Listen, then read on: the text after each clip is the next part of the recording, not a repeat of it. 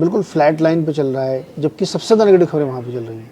तो ये मेरे को भी लगता है कि मार्केट में जो अंडरटोन बहुत बुलिश है, और इसीलिए अपने बाजार में कल आखिरी घंटे में बहुत बढ़िया शानदार तेज़ी देखने को मिली थी। ओके, अब कुछ क्वेश्चंस लेते हैं। एक सवाल आया कि 42,800 की अप्रैल की कॉल ली है इन्होंने 141 रुपये पर, and my target is 250, can I achieve this price of book earlier. देखिए, इसमें मैंने आपको एक चीज़ बोली थी कि इसमें आप रह सकते हैं, अपने स्टॉप लॉसेस को कैरी करते रहिए। मेरे ख्याल से ये ट्रेड अब आपकी अच्छी खासी ग्रिप में होनी चाहिए।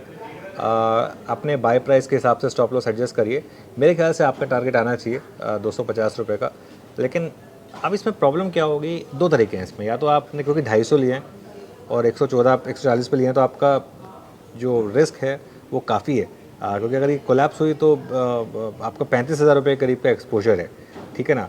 तो मतलब मेरे ख्याल से तो आपका पैसा बनेगा और अच्छा बनेगा, लेकिन कहीं ना कहीं एक स्टॉप लॉस रखिए। मेरे ख्याल से आज का लो जो है वो आपका आप स्टॉप लॉस होना चाहिए इस ट्रेड में, और उसको उसी हिसाब से फिर कैरी करिए। बिल्कुल। अच्छा, एक चीज़ ये बताइए, जैसे मान लीजिए ऐसा लग रहा हो किसी को कि अगले 1-2 महीने में मार्केट में तेज़ी बनेगी, तो क्या वो अगले 2 महीने आगे वाला कॉन्ट्रैक्ट ले सकता है? बिल्कुल ले सकते हैं, लेकिन बेस्ट रहता है कि आप फ्यूचर ले लें। ओके, और ऑप्शन ना लें। ऑप्शन ना लें, क्योंकि ऑप्शन में तकलीफ क्या होगी ना, 2 महीने बाद का जो ऑप्शन है, 3 महीने बाद का ऑप्शन है, एक तो उसमें प्राइसिंग बहुत ज़्यादा होती है, एक उसकी प्राइस डिस्कवरी नहीं होती, क्योंकि वो क्या होता है, वो इंडियन मार्केट में अभी इतनी लिक्विडिटी नहीं है। इस यूएस मार्केट में 12-12 महीने के ऑप्शन बेहद लिक्विड होते हैं, यहाँ पर इतनी लिक्विडिटी नहीं है। तो 3 महीने बाद वाला जो ऑप्शन है ना, वो सिर्फ मार्केट मेकर्स बनाते हैं। मार्केट मेकर्स मतलब आपको लग रहा है कि आप बुलिश हैं, तो आपने एक कॉल लेनी चाहिए। एक पोर्टफोलियो मैनेजर है, उसके पास काफ़ी पोर्टफोलियो है, उसको उसका व्यू भले ही पॉजिटिव हो, तब भी वो कॉल बेचने को तैयार है, क्योंकि आप उसको 300 रुपये अपफ्रंट दे रहे हैं। मान लीजिए आप 18,000 की कॉल लेने की कोशिश कर रहे हैं 3 महीने बाद की, तो आपको 200 रुपये की मिल रही है, 250 रुपये की मिल रही है। वो जो पोर्टफोलियो वाला है उसको प्रॉब्लम नहीं बेचने में, कि ऊपर चला जाएगा तो कोई नहीं, मैं अपने पोर्टफोलियो में बुक कर लूँगा, ठीक है। तो उसमें तकलीफ क्या होगी कि आपके फेवर में अगर मार्केट आएगा तो जितना प्रीमियम आपने दिया उतना तो आपका लॉस हो जाएगा। तो उससे अच्छा है, उसमें स्ट्रैटेजी क्या होती है, अगर आपने एक व्यू लिया कि मुझे 18,000 की कॉल लेनी है और 18,000 की कॉल मान लो 200 रुपये पे, इससे अच्छा आप फ्यूचर ले लें, 200 रुपये का स्टॉप लॉस लगा दें इसमें। नहीं, आप कॉल भी ले रहे हैं तो 200 रुपये का तो आप रिस्क ले रहे हैं, तो इससे अच्छा फ्यूचर ले लें आप और 200 पॉइंट का स्टॉप लॉस लगा दें। हाँ, उसमें बस ये हो सकता है कि कॉल में आपके पास टाइम है, तो वो 2-3 महीने में अगर स्टॉप लॉस हिट हुआ भी तो भी वो चलती रहेगी। फ्यूचर में स्टॉप लॉस लग गया तो लग गया। लेकिन अगर इस तरीके का आपका व्यू है तो एक बार फिर, अब जैसे बैंक निफ्टी पर आपको याद होगा, मैंने कल भी एक बात बोली थी कि अब नेक्स्ट पोजिशनल मूव के लिए हम तैयार हैं। पिछले पोजिशनल मूव हमने 2,500 पॉइंट का अप्रोच किया था, ये पोजिशनल पॉइंट भी मेरे ख्याल से उतना ही मूव आएगा। अब कल 500-600 पॉइंट की रैली हुई, आज 200 पॉइंट की रैली हुई। ऑप्शन बायर को लेकिन उतना नहीं मिलेगा, क्योंकि प्रीमियम काफ़ी हाई होते हैं। तो बेटर रहता है कि अगर आपकी डायरेक्शनल कॉल इतनी स्ट्रांग है तो फ्यूचर के थ्रू अप्रोच करिए फिर उसको। 2 महीने के बाद के ऑप्शन जो है ना नीरज जी, वो आप तब ले सकते हैं जब आपको पता है कि उससे पहले 2-3 इवेंट आएंगे जिससे मार्केट थोड़ा फ्लैटन आउट करेगा। फिर आप वेट एंड वॉच में करिए, फिर आप उस ऑप्शन को देखते रहिए, और जब भी मार्केट में डिक्लाइन आए तब उसमें ऐड कर लीजिए। वो एक तरीका हो सकता है। ओके। अच्छा, मार्जिन कोलेट्रल पे स्टॉक भी दे सकते हैं? कोलेटर में स्टॉक दे सकते हैं, बिल्कुल दे सकते हैं। आज की डेट में कुछ एक अप्रूव्ड लिस्ट है NSE की, ये स्टॉक्स हैं जो आपके पोर्टफोलियो में जो आप मार्जिन कर सकते जो बहुत ही स्लो मूवर हो। हाँ, जो मतलब एकदम निफ्टी के स्टॉक्स हों या एक अच्छी क्वालिटी के स्टॉक्स हों, और जहाँ पर रिस्क थोड़ा कम होता है, उसको आप कोलेट्रल बना के कर सकते हैं मार्जिन। अब मतलब अनलेस रूल्स चेंज हुए हों, जो मुझे याद नहीं है, लेकिन वो आप कर सकते हैं मेरे ख्याल से। वाह। क्रॉम्पटन पर कई लोग पूछ रहे हैं। देखिए, क्रॉम्पटन पर आज सुबह सुबह हमने हाईलाइट किया था कि आज का एक्सीडेंट ऑफ द डे हो सकता है ये, और हुआ भी 11%, और 11% ये स्टॉक गिरा। देखिए, तकलीफ क्या हो गई, एक तो पहली स्टॉक काफ़ी वीक रहा है, दूसरा ये जो मैनेजमेंट आई है इसका कोई एक्सपीरियंस नहीं है। आप मतलब नॉर्मली मार्केट एक्सपेक्ट, ये एक स्ट्रैटेजिक उसमें रहे हैं, ये मतलब फंड्स में रहे हैं, ये इनका कंपनी चलाने में कोई एक्सपीरियंस नहीं है। इसके लिए मार्केट ने एकदम से इनको इतना बड़ा आज जो झटका दिया, क्योंकि ये सब जो बिजनेसेस होते हैं ना, उनके लिए आपको चाहिए एक ऐसा एक्सपीरियंस बंदा जो काफ़ी टाइम से इंडस्ट्री में हो, इंडस्ट्री के इन्स एंड आउट्स जानता हो, उसके हिसाब से काम करे, तो वो ज़्यादा ज़रूरी है। जोमेटो पे भी हम लोगों ने सुबह चर्चा भी की थी कि बहुत सारी घटनाएं उसमें होती रहती हैं। तो कंपनी जब तक अपने कोर बिजनेस को एनहांस नहीं करेगी तब तक ये सब चीज़ें चलती रहेंगी। और हालांकि ब्रोकरेज की रिपोर्ट 100 रुपये तक की भी आई हैं और स्टॉक आज थोड़ा 4-5% ऊपर भी था। लेकिन ये सब जो है एडमिनिस्ट्रेड ग्रोथ होती है, इसमें मुझे बिलीव नहीं। कोर बिजनेस बढ़ना चाहिए तभी आगे कंपनी चलेगी।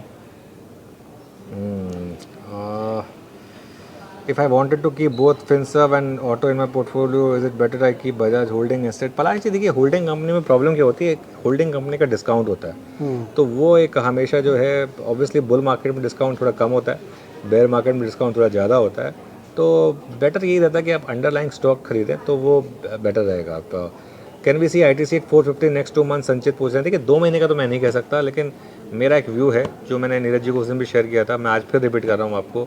अगले 2 से 3 साल में ITC 4 डिजिट का स्टॉक बन सकता है, और ये मैं प्योरली कह रहा हूँ क्योंकि इसने 10 साल का एक कंसोलिडेशन ब्रेक किया है, और पिछले 1 साल के बाद और जिस तरीके की इसमें मूव आई है, जो ESG फंड्स की दुर्गति हुई है world wide Russia Ukraine war start होने के बाद, जो एक के बाद एक अब सब लोग ये स्टॉक्स लेने की कोशिश कर रहे हैं, तो ये एक स्टॉक है जिसमें आप बस लेके रोल ओवर करते रहें, तो मेरे ख्याल से एक आपके लिए बहुत अच्छी ट्रेड बनेगी। अरे कितनी कॉस्ट आएगी मान लीजिए कोई फ्यूचर में ले ले और उसको हर महीने रोल आजकल इशू हो गया है कि आजकल मार्जिन बहुत बढ़ गया है, लेकिन रोल ओवर कॉस्ट जो है ITC के केस में बहुत ज़्यादा नहीं होगी। ITC के केस में क्या होगा, आपने सपोज किया 400 आपने फ्यूचर लिया हुआ है, एक्सपायरी वाले दिन अगर आप उसको रोल ओवर करने जाएंगे, अगर आज 410 का स्टॉक है तो अगले महीने का फ्यूचर करीब 412 या 413 रुपये होना चाहिए मेरे ख्याल से। हर महीने ना रोल ओवर कॉस्ट होती है, वो करीब करीब आपकी आधे से 1% के करीब ऐड होती है, तो अगर आप 12 महीने के लिए होल्ड कर रहे हैं तो करीब करीब 10 से 12% का रोल ओवर कॉस्ट हो जाता है। 10 से 12% रोल ओवर कॉस्ट हो गया, लेकिन ITC जैसे स्टॉक में आपको 25% मार्जिन देकर ही काम चल जाता है। तो अब मामला ये आ गया कि 25% मतलब 4 टाइम्स का आपको लेवरेज मिल रहा है, तो आप 4 गुना क्वांटिटी ले सकते हैं कंपेयर टू अगर आप डिलीवरी में खरीदेंगे। तो अगर आपका व्यू इतना स्ट्रांग है, इन दैट केस ITC जैसे स्टॉक में फ्यूचर लेकर रोल ओवर करना is still better option than delivery लेके छोड़ देना। क्योंकि अगर आप मतलब ऑब्वियसली आपका सवाल यही है कि इससे अच्छा कि अगर डिलीवरी में लेके ना छोड़ दीजिए, अगर रोल ओवर कॉस्ट इतनी देनी है तो 10 से 12% साल की एनुअलाइज रोल ओवर कॉस्ट आएगी, लेकिन उतना ही आप मतलब एक तो इंटरेस्ट सेव होगा, आपका पूरा पैसा अपफ्रंट लगाना पड़ेगा, वो पैसा आप कहीं और यूज़ कर सकते हैं। लेकिन हाँ, अगर आपके पास पैसा है और आप वो रोल ओवर कॉस्ट नहीं देना चाहते हैं तो फिर तो कैश में, फिर तो कैश का स्टॉक है ये, बिल्कुल फिर तो डिलीवरी का स्टॉक है, उसमें कोई डाउट नहीं है। 412 हो गया देखिए बात करते करते। एक्चुअली अभी 2-4 दिन पहले हम लोग कहते 400 के ऊपर क्लोजिंग, अब देखिए 412। बिल्कुल एग्जैक्टली, तो कमाल है भैया, जबरदस्त, बिल्कुल जबरदस्त है। Is this the right time to average in IT stocks? देखिए प्रियंक जी, डिपेंड करता है आपका टाइम होराइजन क्या है। अगर आपका टाइम होराइजन सिर्फ 9 महीने का या 12 महीने का है तो नहीं, आपका टाइम होराइजन 5 या 6 साल का है तो हाँ। और मैं तो ये कह रहा हूँ कि अगले 3 महीने आप IT स्टॉक्स में, लार्ज कैप IT स्टॉक्स में SIP करिए, क्योंकि बॉटम तो आप कभी नहीं पकड़ पाएंगे, ठीक है ना। लेकिन अगले 3 महीने में या 3 से 4 महीने में इतने स्टॉक्स पिट चुके होंगे कि वो आपको बहुत अच्छी वैल्यूएशंस देंगे। और देखिए US ख़त्म नहीं हो रहा है, US में रिसेशन ये सब आते रहते हैं, ये आएगा, क्राइसिस ओवर होगा, ये क्राइसिस भी ख़त्म होगा और उसके बाद आप शानदार तेज़ी भी देखेंगे US में। तो मेरे ख्याल से तो सही टाइम मतलब है अगर आप लॉन्ग टर्म इन्वेस्टर हैं। अगर आपका 9 महीने का व्यू है तो आप एवरेज नहीं कर सकते, क्योंकि फिर आपको परेशानी होगी, फिर नहीं कर पाएंगे। हाँ, SME stock analysis and risk reward. Sir SME बहुत मुश्किल है, एक हम लोग कवरेज करते हैं कई बार, कोई IPO आने वाला होता है, कोई कंपनी होती है, बट उसमें बहुत ज़्यादा अपनी एक्सपर्टाइज भी नहीं है और उसका रिस्क रिवॉर्ड निकालना बड़ा मुश्किल काम है, क्योंकि बहुत छोटी इक्विटी होती है और लिस्टिंग के पहले तो कुछ नियम होते हैं, लेकिन उसके बाद उसको कोई भी एक आदमी कॉर्नर कर सकता है। तो इसलिए SME का बहुत मत करिए, उसमें एक्चुअली सीरियस रिस्क होता है। अच्छा ठीक है, एक सवाल आया है कि क्या मेरे आने के बाद रेटिंग्स बढ़ी हैं। देखिए मैं एक चीज़ बोलता हूँ, मैं हमेशा एक चीज़ मानता हूँ कि a leader is as good as a team. और हमारा एक आप चैनल अगर देखेंगे तो आप एक चीज़ नोटिस करेंगे कि कोई इंडिविजुअल स्पेसिफिक नहीं है हमारा चैनल, एक पूरी टीम को लेकर हम साथ में चलते हैं। और सोशल मीडिया पे तो हम लगातार 5-6 महीने से नंबर 1 बने हुए हैं, आपको पता ही है, और सबका कंट्रीब्यूशन है इसमें, हम सब कंट्रीब्यूट करते हैं। और रही बात, और आपने कहा कि 3 और कंपटीशन आ रहे हैं हिंदी चैनल में, मुझे तो लग नहीं रहा कि 3 और 2 कैसे, एक तो वो अदानी ग्रुप का आएगा, हाँ अभी आया नहीं है। हाँ, नहीं कह रहे हैं कि 3 और आ रहे हैं, ऐसा कुछ कह रहे हैं कि 3 और हिंदी चैनल आने दीजिए सर, कंपटीशन अपन चिंता नहीं करते हैं। हाँ। बहुत आए, बहुत हैं, बहुत चले भी गए, तो कंपटीशन की इतनी चिंता नहीं है। अपना कंटेंट बढ़िया हम लोग बनाते रहेंगे आपके लिए, तो अपने रिस्पेक्ट करते हैं कंपटीशन की, इसमें कोई हाँ, doubt नहीं कंपटीशन है। होना भी चाहिए, होना भी चाहिए, इंडस्ट्री के लिए बहुत अच्छी बात है, हाँ। और डेप्थ बढ़ेगी इंडस्ट्री में। देखिए रिलायंस पे तो खैर हम बात करेंगे नहीं। कोई भी ऑप्शन स्ट्राइक कैसे होती है? Imagine I need to sell 19K June month, is this strike is not available, then how it is created by seller. Sandeep ji देखिए, निफ्टी में तो 19,000 की कॉल होगी ही होगी, निफ्टी में तो आपको 20,000 की कॉल भी होगी, 22,000 की कॉल भी होगी। हाँ बस ये है कि अगर उसमें वॉल्यूम नहीं है तो आप ब्रोकर को बोलिए कि मुझे कोई पार्टिसिपेंट चाहिए जो इसको बाय करना चाहता है, या आप अपना एक सेल ऑर्डर डाल दीजिए, कोई मैच करेगा बाय ऑर्डर तो ट्रेड हो जाएगी आपकी। इसमें कोई प्रॉब्लम नहीं है। कई ऑप्शन में मार्केट मेकर्स होते हैं, वो आपको थोड़ा गूगल करना पड़ेगा कि मार्केट मेकर्स कौन होते हैं। वो फिर क्या करेंगे, अगर आपको सेल करना ही करना है ऑप्शन ये 19,000 का, तो वो कोई बायर ढूंढेंगे आपके लिए। उनकी ब्रोकरेज थोड़ी ज़्यादा होती है कंपेयर टू आप जो नॉर्मल स्क्रीन पे ब्रोकरेज देते हैं उससे, क्योंकि ऑब्वियसली वो एक पार्टिसिपेंट ढूंढेंगे आपके लिए। फिर उसमें आप तय करिए कि आप किस प्राइस पर वो ऑप्शन बेचना चाहते हैं, वो हो जाएगी आपके लिए। ओके, सोना बीएलडब्ल्यू और इसी में एक और किसी ने मदरसन संवर्धन का भी सवाल पूछा है। दोनों ही जो है ऑटो इंडस्ट्री, मदरसन संवर्धन बहुत बड़ी कंपनी है और उनके पास ग्लोबल मार्केट का बहुत बड़ा पोर्टफोलियो है, और वो अगले 5-5 साल के जो अपने आउटलुक रखते हैं ना, वो बहुत बहुत ही अग्रेसिव टारगेट होते हैं उनके।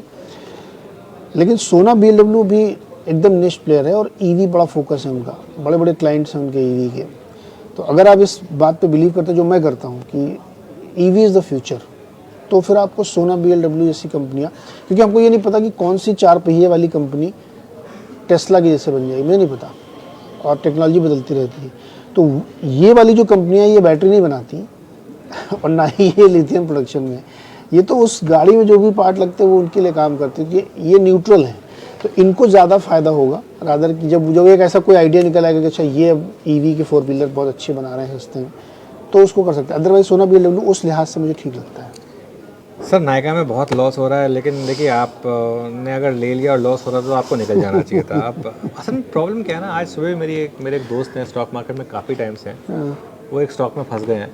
तो मैंने उनको बोला आप निकल क्यों नहीं जाते? बोले कि कैसे निकल जाऊँ, इतना लॉस हो रहा है। मैं तो बोले तो इतने लॉस पे कैसे निकल जाऊँ? मैं सर्किट टू सर्किट स्टॉक में जब भी खुलता सर्किट मैं कहता हूँ अब निकल जाइए, कहते नहीं अब तो चलना शुरू हुआ है, शायद मेरा प्राइस आएगा। प्रॉब्लम यही आ जाती है, हम सब ना लॉस मेकिंग ट्रेड में बने रहते हैं कि मेरा प्राइस आएगा, और प्रॉफिट मेकिंग ट्रेड में निकल जाते हैं कि प्रॉफिट आ गया निकल जाइए। उल्टा करिए, लॉस मेकिंग ट्रेड से निकल जाइए, प्रॉफिट मेकिंग ट्रेड में कंटिन्यू करिए, तब आपके लिए बेनिफिशियल रहेगा। टाटा मोटर्स हमने लिए 90 रुपये पर कोविड टाइम में, अब 450 हो गया सर, और क्या 5 गुना हो गया आपका स्टॉक। सिक्लिकल स्टॉक है, अब इसमें स्टॉप लॉस ट्रेल करते रहिए अपना। अभी जैसे 400 रुपये को स्टॉप लॉस बना लीजिए अपना, उसके हिसाब से ट्रेल करते रहिए। और मुझे लग रहा है कि शायद एक बार 500 550 तक जाए तो वहाँ पर प्रॉफिट बुक करिएगा। लेकिन इतना बड़ा पैसा बन गया आपका 3 साल में, 5 गुना पैसा हो गया, थोड़ा पैसा घर ले जाइए, एंजॉय करिए। हाइडेलबर्ग सीमेंट पे ले रखा है, फ्यूचर कैसा? पर सर देखिए, मैं ये मान के चल रहा हूँ जब आप इसका फ्यूचर फंडामेंटल एनालिसिस कर रहे होंगे तो आपने थोड़ा लॉन्ग टर्म के लिए होगा, 2-4 साल 5 साल के लिए।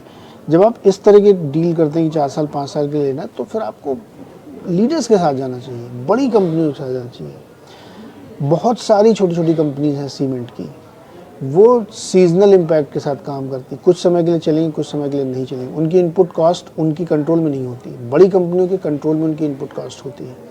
तो जब भी आप निवेश करें, तो इसलिए हम लोग कहते हैं ना कि बड़ी कंपनी के साथ जाइए। अगर आप कंपनी के थ्रू ही जाना चाहते हो तो साइड लीडर कर लीजिए, क्योंकि उनके पास बहुत सारे टूल्स होते हैं किसी इवेंचुअलिटी को मैनेज करने के लिए, तो उसमें जाइए।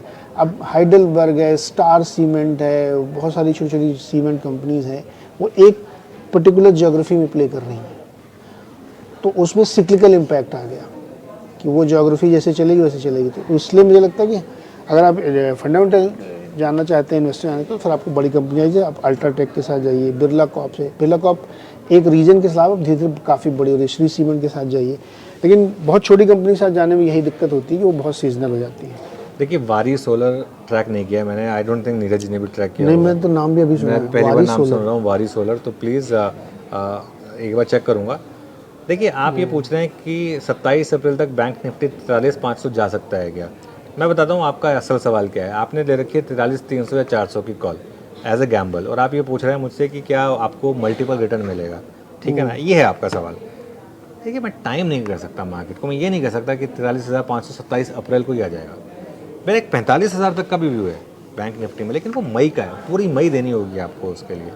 यहाँ तकलीफ क्या हो जाती है, हर कोई चाहता है कि आज वाला ऑप्शन लेके या कल वाला ऑप्शन लेके पैसा बना लिया जाए, बस प्रॉब्लम यहाँ आ जाती है। अभी कल भी मैंने क्या अप्रोच बोली थी कि जहाँ भी खुले बैंक निफ्टी इवन वहाँ भी लीजिए, लेकिन पोजिशनली लीजिए, और बैंक निफ्टी में आप 2000 पॉइंट की रैली के लिए अप्रोच करिए। वहाँ से 600 पॉइंट की रैली आ चुकी है बैंक निफ्टी में, ठीक है ना। अगर आपने जितना पैसा ऑप्शन में लगाया था उसके बजाय एक लॉट भी ले लिया होता फ्यूचर का, एक लॉट भी, तो आपको उससे ज़्यादा पैसा बन गया होता, ठीक है ना। तो तकलीफ़ सारी वही है कि हम एक सिर्फ ऑप्शन के थ्रू अप्रोच कर रहे हैं मार्केट को, वो भी टाइम बेस की हमारे टाइम पे ही आना चाहिए, वो नहीं होता है मार्केट, वो नहीं करता है मार्केट। तो इसके लिए अब हो सकता है आ जाए, मैं ये नहीं कह रहा कि नहीं आएगा, मार्केट में स्ट्रेंथ काफ़ी है, मोमेंटम बहुत स्ट्रांग है, हो सकता है आ जाए, हो सकता है ऑल टाइम हाई भी आ जाए एक्सपायरी तक, किसने रोका है। लेकिन थोड़ा टाइम करना इस तरीके से थोड़ा टफ होता है, इसके लिए पोजिशनल कॉल लीजिए, वो बेटर रहेगा। सर मैं छुट्टी जो ली थी वो एक हेल्थ रीजंस की वजह से ली थी, और मैं काफ़ी हेल्थ वजह से परेशान था, इसके लिए मैंने वो छुट्टी ली थी, और वो इसके लिए मैं वापस आया हूँ छुट्टी से। और उस दिन के बाद से मैंने, आप फॉरगेट अबाउट छुट्टी, मैंने एक शो भी नहीं मिस किया है, और ये मेरी कमिटमेंट है कि मतलब फॉरगेट अबाउट छुट्टी, में एक शो भी नहीं मिस करूँगा अनलेस मैं एक प्री प्लान लीव पे जा रहा हूँ। मैं मतलब हमेशा ये मानता हूँ कि आप प्री प्लान लीव, हमारी कंपनी की पॉलिसी काफ़ी लिबरल होती है, प्री प्लान लीव लीजिए, उस हिसाब से करिए, लेकिन उसके अलावा रेगुलर रहिए। हाँ, कभी ये हो जाता है कि क्योंकि मैं मैनेजिंग एडिटर हूँ चैनल का, तो कई बार कोई मीटिंग फिक्स हो जाती है, बहुत अर्जेंट होती है, जिसको जाना ही पड़ता है, तो उस केस में कई बार मतलब एक दो बार होता है कि दोपहर का शो जैसे मिस हो जाता है, लेकिन अदरवाइज मतलब ऐसा नहीं है, और डोंट वरी, एकदम रेगुलर रहेंगे। ये याद आप निश्चित मान लीजिए कि आवाज़ का कोई भी व्यक्ति जो है बिना किसी बहुत ज़रूरी कारण के छुट्टी नहीं लेता है, अनलेस कि उसके सामने ऐसी मजबूरी कि उसको स्किप करना ही पड़ेगा, अदरवाइज नहीं लेते हम लोग। SBI card view, SBI card view, देखिए SBI कार्ड में ना बहुत बढ़िया बिजनेस हुआ है अभी तक, लेकिन अभी थोड़ा सा दिक्कत आ रही है।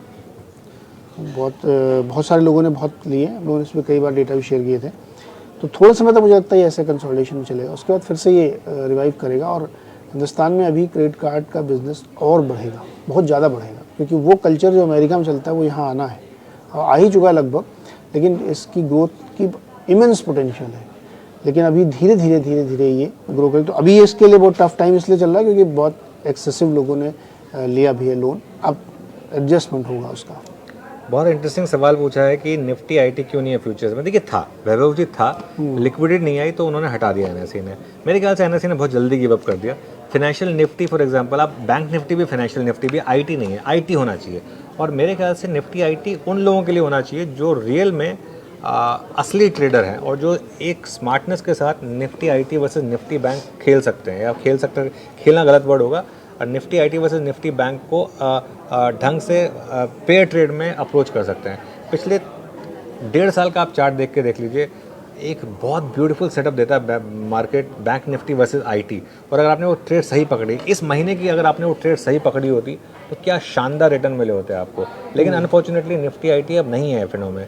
मेरी एक्सचेंज से रिक्वेस्ट है कि एक बार वापस ट्राई करें, वापस लेकर आएँ, और वो जो ट्यूसडे की फिर निफ्टी की एक्सपायरी है, बिकॉज फ्राइडे को कोई एक्सपायरी नहीं है किसी भी इंडेक्स की, सोमवार को कोई एक्सपायरी नहीं है किसी भी की, तो सोमवार की एक्सपायरी ट्राई करें निफ्टी आईटी में, लेकिन वापस लेकर आएँ। मेरे ख्याल से टाइम आ गया एक बार निफ्टी आईटी को वापस ट्राई करने का फ्यूचर्स में। करेक्ट। MRPL 278 पे आपने ले रखा है। देखिए दो स्टॉक है, MRPL और चेन्नई पेट्रोलियम, ये प्योरली रिफाइनरी चलाते हैं, एक ONGC की सब्सिडरी है और एक IOC की सब्सिडरी है। मुझे ध्यान है इन्होंने 4x का गेन दिया था अभी 6-8-10 महीने पहले, आप देखें तो जब क्रूड बहुत तेज़ी से ऊपर जा रहा था और ये कंपनियां दाम नहीं बढ़ा पा रही, तो इनको फ़ायदा हो रहा था, क्योंकि ये रिफाइनरी अपना प्रोडक्ट बना के दे देती है। अब HPCL को किस भाव में बेचना है, IOC के लिए आपका हेडक है, मुझे पूरा पैसा मिला और इसलिए वो चले भी, और अब वहाँ पे कंसोलिडेशन का मोड आया है। लेकिन अभी मेरा बिलीफ है कि MRPL और चेन्नई ज़्यादा बेटर प्लेस्ड है इसके तुलना में, ये यहाँ से आगे बहुत अच्छी ग्रोथ दिखाएंगे, आपको पेशेंटली इसमें रुकना पड़ेगा, लेकिन दोनों बहुत अच्छा, उसमें चेन्नई ज़्यादा बेटर लगती है, चेन्नई पेट्रोलियम। ओके, देखिए बहुत इंटरेस्टिंग सवाल है मैनकाइंड फार्मा पर। देखिए पार जी, मैनकाइंड, मैंने सुबह एक व्यू दिया था मैनकाइंड फार्मा पर, आप चाहिए तो उसको वापस सुन सकते हैं। कंपनी बहुत अच्छी है। मैं इस कंपनी को कंपेयर करूंगा एल्केम लैब्स के साथ, क्योंकि ये ऑलमोस्ट उस मार्केट कैप पे आ रही है और प्योरली डोमेस्टिक कंपनी है। एल्केम का भी 80% डोमेस्टिक आता है। अब ये कंपनी मांग रही है 30 टाइम्स 1 ईयर फॉरवर्ड, और उसी तरफ एल्केम अवेलेबल है 25 टाइम्स पर 1 ईयर फॉरवर्ड, ठीक है। लेकिन एक चीज़ है, इसकी अर्निंग्स प्रोफाइल जो है वो एल्केम से बेटर है एबिडा और प्रॉफिट को लेकर, तो वो बात मैं मानता हूँ। इसको आना चाहिए था 25 टाइम्स पर, ये थोड़ा लालची हो गए। कंपनी अच्छी है, प्रोफाइल बहुत अच्छी है, इसके सारे प्रोडक्ट्स आप जानते हैं, ओवर द काउंटर अवेलेबल हैं, सब पता है हमको, ठीक है। प्रेगा न्यूज़ है जैसे फॉर एग्जांपल, इस तरीके के प्रोडक्ट्स हैं, काफ़ी बिकते हैं मार्केट में, और जो हमारी डेमोग्राफी है उसमें ये आगे और बढ़ने ही वाले हैं। इशू आ गया वैल्यूएशन का। मेरे ख्याल से वैल्यूएशन एक प्रोहिबिटिव है। हो सकता है कि इस समय मार्केट में थोड़ा मूड अच्छा है तो आपको लिस्टिंग गेन भी मिल जाए, लेकिन बेटर होता अगर ये 25 टाइम्स पे आते। लिस्टिंग गेन शायद आपको ना मिले, लेकिन ये स्टॉक जो है ना, अगर आप 3 से 4 साल का व्यू रखेंगे तो मेरे ख्याल से वैल्यूएशन उतने महंगे नहीं होंगे, क्योंकि अगर ये 30% के हिसाब से कैगर दिखाते गए तो ये 29 टाइम बहुत जल्दी करंट प्राइस के हिसाब से 22-23 टाइम से हो जाएगा, तब वैल्यू होगी इसमें। लेकिन मैं हमेशा एक चीज़ कंपनियों को बोलता हूँ, जब भी आप IPO लेकर आते हैं ना, आपकी जो सेम साइज़ की कंपनी है, सेम उसमें सब कंपनी है, उससे थोड़ा कम पे लेकर आएँ, उससे महंगा मत लेकर आएँ, क्योंकि मैं मतलब जो ऑलरेडी 2 साल से ट्रेड कर रही है उसको क्यों ना खरीदूँ मैं फिर, आप बल्कि जो अभी IPO लेकर आया उसको क्यों खरीदूँ मैं? Of course. और सबसे बड़ी चीज़ ये कि जैसे ही वो आएगा ना, अगर मान लीजिए आप इसको 22 टाइम पे लेके आते हैं, लिस्टिंग के दिन नहीं होती, इस टाइम पे होती है। और मैं इसलिए कह रहा हूँ, मैं मेरे मन के ख्याल नहीं है। कॉपर ना एक ऐसी कमोडिटी है जो रिसाइकल तो हो जाती है लेकिन पूरी नहीं हो पाती, क्योंकि वो पूरा वापस नहीं जाता है माल। जैसे लोहे में पूरा वापस जाके गलता है फिर से बनता है, इसमें नहीं जाता। और चिली इसका लार्जेस्ट प्रोड्यूसर, चिली बहुत पोलिटिकली डिस्टर्ब्ड है, तो इसकी सप्लाई थोड़ी थोड़ी कम हो रही है। और दूसरा इसमें फैक्टर कि अभी हाल ही में ट्रैफिगेरा ने इसको बहुत खरीदना शुरू किया। Trafigura is one of the largest trader है कमोडिटी का, तो उसने खूब खरीदना शुरू किया और उन्होंने ये कमेंट्री भी दी कि अगले 6-8 महीने 1 साल में कॉपर में बहुत बड़ी तेज़ी आएगी। तो ये मैं आपको इसलिए बता रहा हूँ कि हो सकता है नेक्स्ट ऐसा ही बड़ा एक ट्रेड आपके लिए कॉपर में बन सकता है। बट आप एक बार किसी और से भी पूछ लीजिएगा, सिर्फ मेरी बात पे मत मानिए। देखिए विपिन जी का सवाल मुझे बहुत अच्छा लग रहा है कि डीमार्ट में एवरेज करें या ना करें, और इनकी प्राइस से 17% ऊपर है। मुझे ऐसे सवाल सुनने बहुत अच्छा लगता है। ये बिल्कुल सही डायरेक्शन में सोच रहे हैं आप। जो विनिंग शेयर है उसमें एवरेज करिए, एवरेज अप।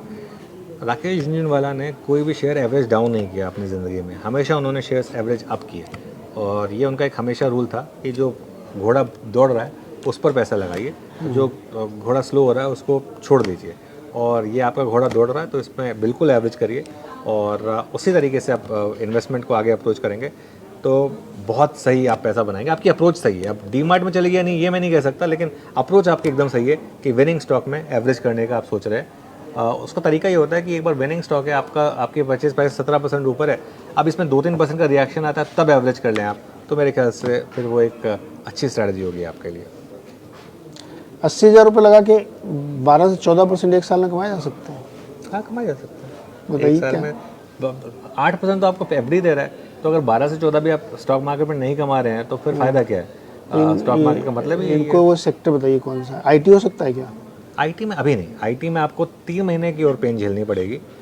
IT में बेस्ट टाइम होगा बाय करने का जून क्वार्टर्स के नंबर्स के बाद। जून क्वार्टर्स के नंबर्स के बाद ये सारे स्टॉक बॉटम आउट हो जाएंगे मेरे ख्याल से, वहाँ बेस्ट टाइम होगा IT में बाय करने का। अभी थोड़ा सा मेरे ख्याल से अवॉइड करें।